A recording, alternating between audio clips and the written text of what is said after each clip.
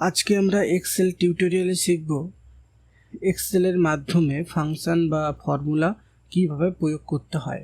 এই ফাংশন বা ফর্মুলাগুলি প্রয়োগ করে এক্সেলের দৈনন্দিন কাজকর্ম আরও ভালোভাবে সহজভাবে আমরা করতে পারি।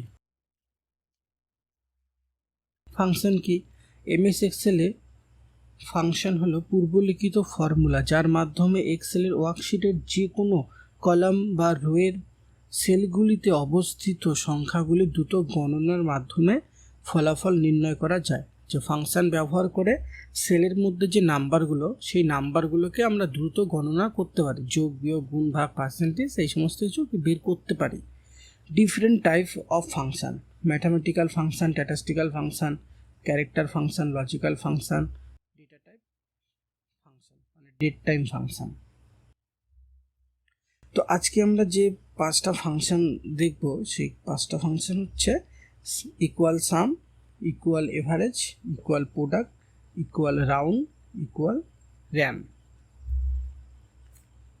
তো ফার্স্ট ফাংশনটা হচ্ছে ইকুয়াল সাম। যে ইকুয়াল সামকে এক্সেলের ওয়ার্কশিটে যে কোনো কলাম বা রোয়ের সেলগুলিতে অবস্থিত সংখ্যাগুলির যোগফল নির্ণয় করার জন্য সাম ফাংশন ব্যবহার করা হয়। যে আমরা সাম ফাংশনটা কখন ব্যবহার করি? যে সেলের মধ্যে যে নাম্বারগুলো, সেই নাম্বারগুলো যখন যোগফলটাকে বের করতে হবে, সেই ক্ষেত্রে আমাদেরকে সাম ফাংশনটা ব্যবহার করতে হবে।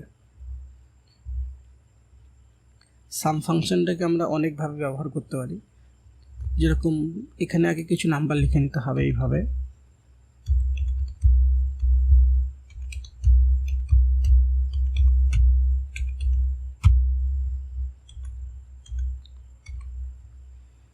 এই যে এখানে কিছু নাম্বার লিখে নিলাম। এখন এই যে নাম্বারগুলো, এই নাম্বারের যোগফলটা বের করব।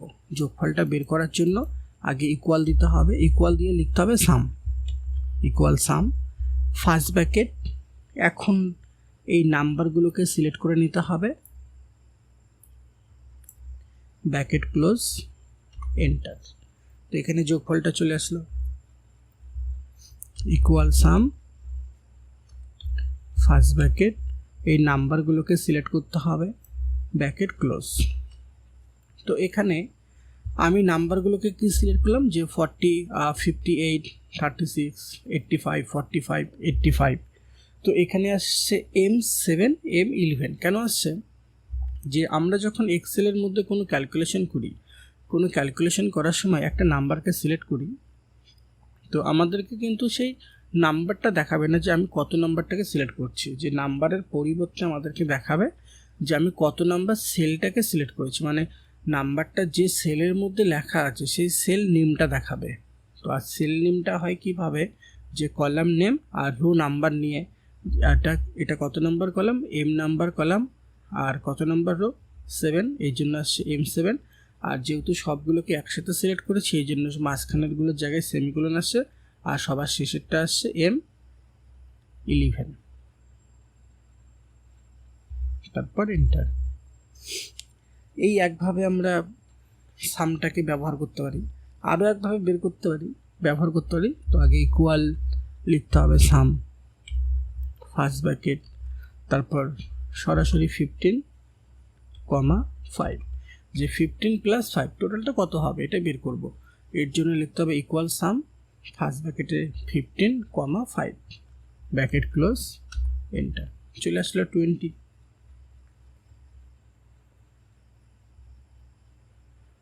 আরও একভাবে ব্যবহার করতে পারি, যেরকম ইকুয়াল সাম ফার্স্ট ব্র্যাকেট, এই নাম্বারগুলোকে সিলেক্ট করতে হবে, কমা, এই নাম্বারগুলোর সঙ্গে এই যে নাম্বারটা, এই নাম্বারের টোটালটা কত হবে সেটা বের করব। তো নাম্বারগুলোকে আগে সিলেক্ট করতে হবে, তারপর কমা দিয়ে এই নাম্বারটাকে সিলেক্ট করতে হবে, ব্র্যাকেট ক্লোজ, এন্টার। তো এখানে টোটালটা চলে আসলো। এরপর আছে প্রোডাক্ট ফাংশন। যে প্রোডাক্ট ফাংশনের কাজটা কি? যে এক্সেলের ওয়ার্কশিটের যে কোনো কলাম বা রোয়ের সেলগুলিতে অবস্থিত সংখ্যাগুলির গুণফল নির্ণয় করার জন্য প্রোডাক্ট ফাংশন ব্যবহার করা হয়। যে প্রোডাক্ট ফাংশনটি কি? এক্সেলের ওয়ার্কশিটের সেলগুলিতে যে নাম্বারগুলো আছে সেই নাম্বারগুলোর গুণফলটা গুণনফলটা বের করার জন্য আমরা প্রোডাক্ট ফাংশনটা ব্যবহার করি। যে গুণনফল বলতে এখানে একটা নাম্বার লিখলাম 45কে 7 দিয়ে গুণন করব। তো কিভাবে গুণন করব? আগে ইকুয়াল দিতে হবে, ইকুয়াল দিয়ে লিখতে হবে প্রোডাক্ট, PRODUCT,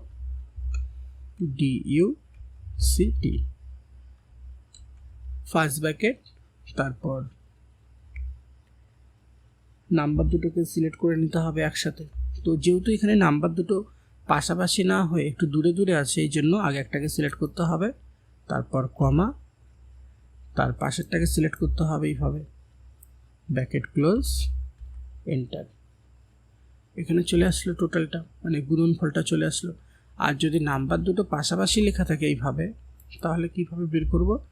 একইভাবে লিখতে হবে equal product,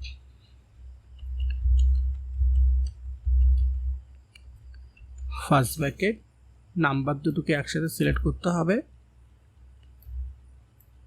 bracket close, enter. এইভাবেও আমরা বের করতে পারি।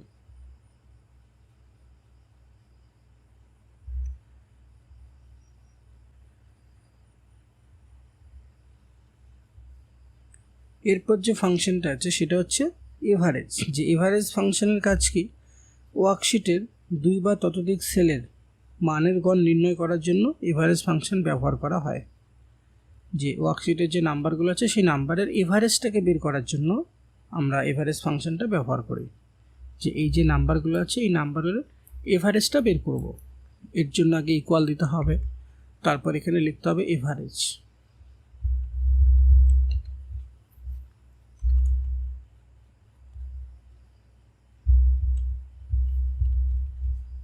ইকুয়াল এভারেজ, ফার্স্ট ব্র্যাকেট, এই নাম্বারগুলোকে সিলেক্ট করতে হবে এইভাবে, সিলেক্ট করে নিয়ে ব্র্যাকেট ক্লোজ, এন্টার। যেই নাম্বারের এভারেজটা এখানে চলে আসলো।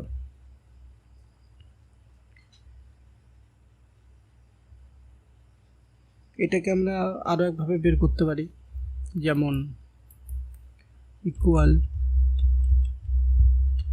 আগে লিখতে হবে ইকুয়াল এভারেজ, তারপর first bracket 50, 50, 50, bracket close, enter.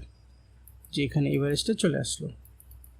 অথবা এখানে 50-র জায়গায় যদি লিখি 78, তারপর 50, 25,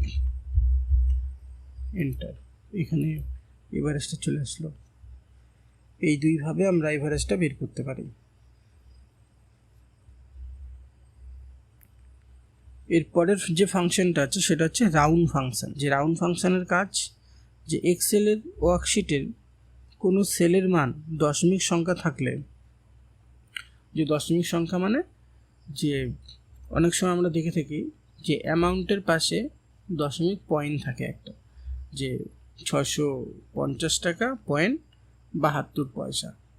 এই যে 650 টাকা পয়েন্ট বা 650 টাকা পয়েন্ট 72 পয়সা, যে 650 টাকাটা তো আমি দিতে পারবো, 72 পয়সাটাকে দিতে পারবো, 72 পয়সা দিতে পারবো না। তো এর জন্য এটাকে কী করতে হবে? রাউন্ড করে দেখতে হবে। যে রাউন্ড করলে পরে কি হবে, যে যদি কখনো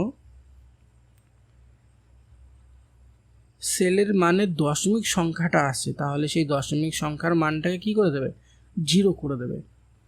তো আগে এখানটায় একটা দশমিক সংখ্যা দিয়ে লিখে নিতে হবে। যেরকম এখানে যে নাম্বারটা আছে এই নাম্বারে যদি আমি 12%টা বের করি, কীভাবে বের করব? ইকুয়াল, নাম্বারটাকে সিলেক্ট করতে হবে, স্টার, কত পার্সেন্ট বের করব? 12%, 12% সিম্বল, এন্টার।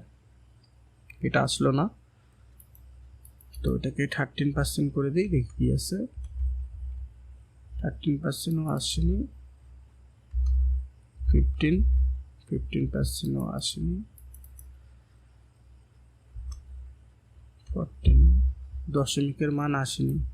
তো এটাকে করলাম 155। যে এখন এই যে দশমিকের মানটা চলে আসে, যে 638.68। এখন এই যে টাকাটা 638 টাকা, এটা তো আমি দিতে পারবো, 68 পয়সাটাকে দিতে পারবো, 68 পয়সা দিতে পারবো না। তো এর জন্য কি করব, এটাকে রাউন্ড ফিগার করে দেখব। রাউন্ড ফিগার করে দেখবে, রাউন্ড ফিগার বের করার জন্য আগে ইকুয়াল দিতে হবে, তারপর লিখতে হবে round, ROUND, equal round, first bracket, যে নাম্বারের উপর রাউন্ড ফিগার করব সেই নাম্বারটাকে সিলেক্ট করতে হবে, কমা দিয়ে 0।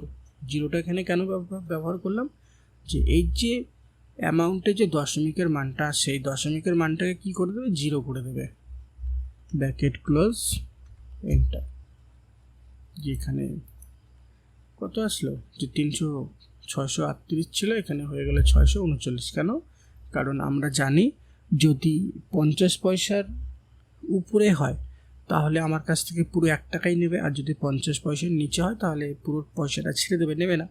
আর এখানে যেহেতু 50-এর উপরে, এর জন্য পুরো 1 টাকাটাই নিয়ে নিয়েছে।